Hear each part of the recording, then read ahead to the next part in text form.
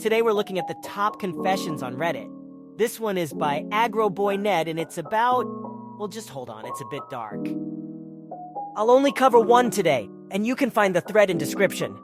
Leave your thoughts on what would you do in author's... well... a situation. My mama passed away years ago when I was 12 and hit me severely in the gut with unresolved grief and depression.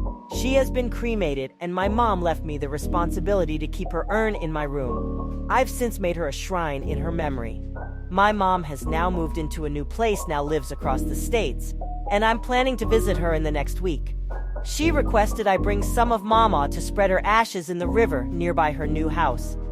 Usually she likes to do this when we find a new place or a beach to take a little bit of someone we held close to our memory. Now, this is the first time I've touched the urn. It's never been opened since her cremation.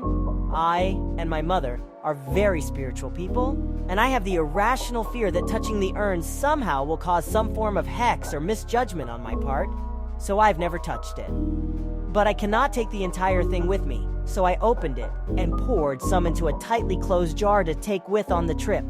In order to get the ashes out, I used a smaller measuring cup to accurately get a portion out of the container. With this, a film of residue was left in the smaller jar. In my extremely emotional, vulnerable state and morbid curiosity, when I went to wash out the small jar, I took a few sips from the murky water.